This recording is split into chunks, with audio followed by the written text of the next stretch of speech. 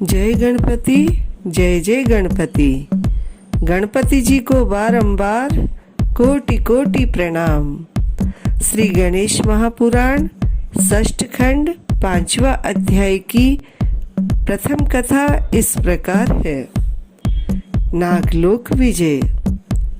जय श्री गणेश। अश्वासुर के मरने पर वे सब अधिक हर्षित हुए, जल क्रीड़ा करने लगे। वहीं कुछ नाग कन्याएं भी सरोवर के दूसरी ओर आकर जल क्रीड़ा करने लगी। तभी उनकी दृष्टि मुनि कुमारों के साथ क्रीड़ा करते हुए गणेश पर पड़ी। उन्होंने निकट आकर उनका परिचय पूछा। गणेश ने अपना परिचय दिया तो उन्होंने कुछ समय को घर चलने का आग्रह किया। वे बोले, माताजी मेरी प्रतीक्षा करती होगी, इसलिए आपके साथ नहीं चल सकता। मुझे घर से निकले हुए बहुत विलंब हो गया है।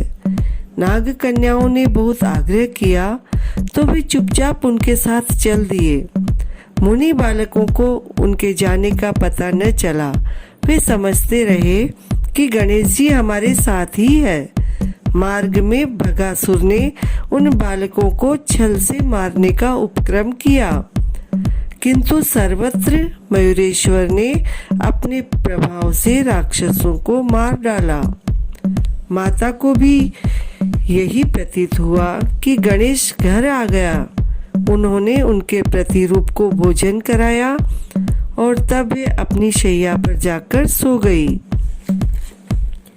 नाग कन्याएं उन्हें पाताल लोक में स्थित अपने भवन में ले गए। वहां उद्दर्त नादी करके उन्हें स्नान कराया और दिव्य वस्त्रालंकार धारण कराकर अनेक प्रकार से उनका पूजन किया और फिर स्तुति करते हुए निवेदन किया कि प्रभु आप कुछ दिन यहाँ निवास करने की कृपा करें। जब गणेश जी ने पूछा, आपके पिताजी कौन है, तो उन्होंने उत्तर दिया, हम नागराज वासुकी की पुत्रियां हैं। वे आपके दर्शन करके बहुत प्रसन्न होंगे। ये कहकर नाग कन्याएं अपने पिता के पास ले गई। वहां नागराज वासुकी अत्यंत चमकते हुए रत्न सिंहासन पर विराजमान थे। उनके मस्तक में अद्भुत मणि एवं रत्न मुकुट और कंठ में दिव्य मणियों का हार सुशोभित था। उन्हें देखते ही गणराज शीघ्रता से उनके फन पर चढ़कर नाचने लगे।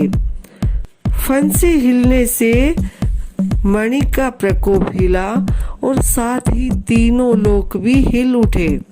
इस प्रकार वासुकी को दंड देकर उन्होंने उन सर्पराज को कंठाभरण के समान गले में धारण कर लिया। इस कारण उस दिन से उनका नाम सर्पभूषण या नागभूषण हुआ। सर्पराज के पराभव का समाचार समूचे नागलोक में फैल गया। उनके भाई सहस्त्र फनधारी शेष जी ने सुना तो वे अत्यंत क्रोधित हुए। सोचने लगे, मेरे भाई वासुकी को पराजित करने वाला कौन प्रकट हो गया। शेषनाग दौड़े हुए गए और उन्होंने गणपति पर आक्रमण कर दिया। गणपति ने भी उनका सामना किया। स्मरण करते ही मयूर आ उपस्थित हुआ तथा गणेश जी उस पर चढ़कर घोर युद्ध करने लगे। शेषनाग के साथ असंख्य नाग थे। मयूर ने उनमें बहुतों को पंख की मार से मारा, बहुतों को आहत किया और कुछ नाग वीरों को मुख में लेकर उद्रस्त कर लिया। ये देखकर शेषनाग अत्यंत कुपित हुए। उसके मुखों एवं नासाओं से विष की भयंकर लपटें निकलने लगी। मयूर उस विष ज्वाला में झुलसकर मूर्छित हो गया। उसके गिरते ही मयूरेश अत्यंत क्रोधित हुए और उछलकर शेषनाग के सिर पर जा चढ़े और अपना भार बढ़ाकर फणों पर नृत्य करने लगे। भार असहाय था। शेष उसे सह न सके और आंतरिक पीड़ा से कराहते हुए रक्त वमन करने लगे। उसी स्थिति में गणेश जी ने उन्हें रस्सी के समान अपनी कटी में लपेट लिया। नागराज शेष आश्चर्य में डूब गए। सोचने लगे, अवश्य ही ये जगदीश्वर हो सकते हैं, अन्यथा और कौन मेरी ये दशा कर सकता था। उन्होंने तुरंत ही मयूरेश के समक्ष पराजय स्वीकार की और उनकी स्तुति करते हुए बोले, मेरे लिए क्या आज्ञा है प्रभु। गणेश बोले, तुमने संपत्ति, जटायु और शयन को कैद कर रखा है, उन्हें छोड़ दो और मेरे पास लाने को कहो। शेष ने अपने सेवकों को वैसा करने का आदेश दिया। कुछ देर में तीनों वहां ले आए गए। इतने में मयूर की मूर्छा दूर हो गई थी और वह गणेश जी के निकट ही बैठा था।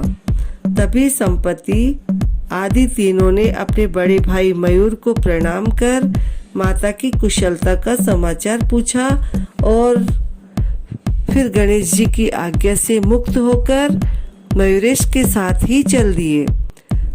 मुनि कुमारों ने मयूर वाहन गणेश जी को आते देखकर कोलाहल किया, मयूरेश आ गए, मयूरेश आ गए। जिसे सुनकर माता पार्वती ने सोचा कि मेरा बालक तो घर में सो रहा है, ये कौन सा मयूरेश आया। उन्होंने बाहर निकलकर देखा तो वहां जितने भी बालक थे वे सब मयूरेश ही दिखाई देने लगे। ये क्या, वहां एक नहीं सैकड़ों मयूरेश थे। तो गणेश जी तो अनंत है भक्तों। आज की कथा का विश्राम यहीं पर है। आप 11 एपिसोड तो पाठ करके देखिए, आपकी जिंदगी में चमत्कार ही चमत्कार होंगे। जय श्री गणेश, जय जय गणेश। भगवान गणेश जी आपको सुखी रखे, स्वस्थ रखे, संपन्न रखे। जय श्री गणेश, जय जय गणेश। जय श्री गणेश, जय जय गणेश। जय श्री गणेश, जय जय गणेश।